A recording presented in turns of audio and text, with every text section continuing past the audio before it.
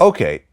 At the time that Joey Gallo got killed, were you guys close at all, or did you guys interact a lot? Joey, me and Yeah. Joey. Sure, Yeah. Joey's an idol to us. I mean, all the young guys on the block. Joey's Joey Gallo.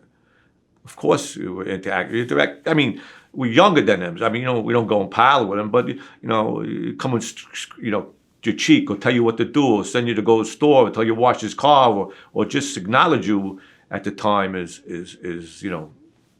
what you get is good. But we don't forget we're much younger when Joey. I think we were 16 when Joey got killed. Most of us. We were there, but you ain't gonna hang out with us. We were kids, but we were very close to Joey. Joey was Okay. very important to us.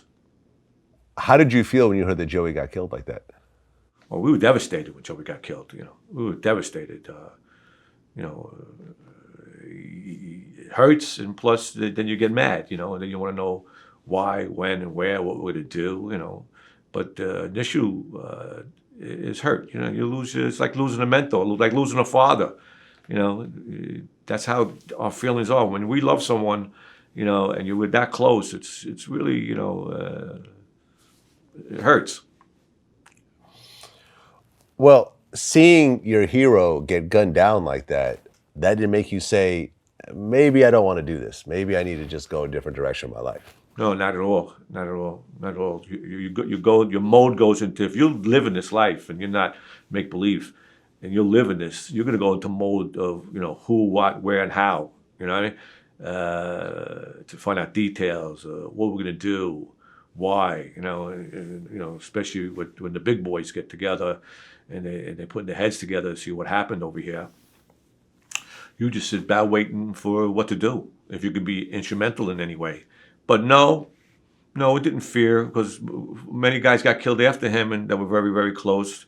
And I mean, I got shot at. I wound up losing a beautiful car on that deal. But no, not if it comes natural to you, you don't. And you're young and you were stupid. In a lot of ways. And I always argue that people who want to be gangsters are the ones you got to worry about.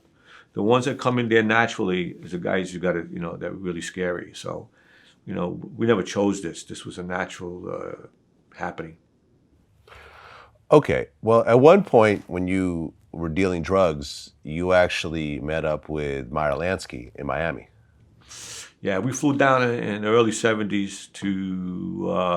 My father was doing a pot deal.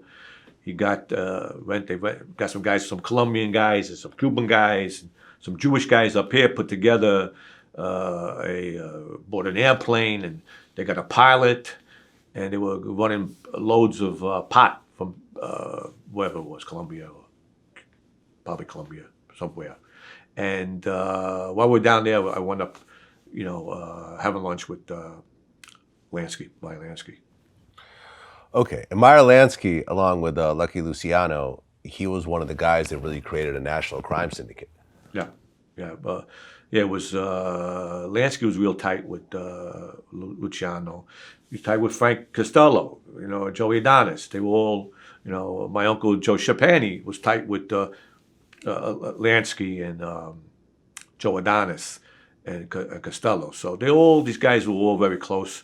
And if you needed something, they would extend a hand to you. We wound up talking. He probably had at the time. I don't remember, it's many, many, many years ago. I think he had a connection for trucks that when it came off off the plane that they needed help somehow like that, and that's why you go to who you need, and that's why he wanted to be an instrumental. Meyer Lanksy. He was a very nice guy. He was old. Right. I mean, was this pretty much the highest ranking mafia guy you ever came in contact with? No, not at all. Not at all. I met Frank Costello before him. God, I sat down with Carlo Gambino before that. Well, right around the same time. Arnel Della Grossi was. Those guys were all high-ranking guys. I mean, damn, Chrissy Tick was a big guy. There was a lot of big guys at the time. That was, and who's bigger than to us? No one was bigger than Joey, or Larry, or Albert, or my father. So there was no one bigger than them anyway. I mean, you respect, these other guys, and you know where they're coming from, but that guy's no bigger than your guy, when you're with someone. So, but there was a lot of many guys that we met that were very friendly. My father was very friendly with a lot of guys. Right. I mean, Carlo Gambino, he was one of the original founders of the Mafia in America. Yeah. Yep. Yep. Yes, he was. He was, and I met him, about 2-3 years before he died. He was a nice older man, but like I said, he does the same thing the guy did before him.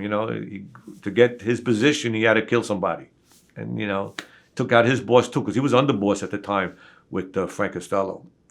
And you're not supposed to kill your boss.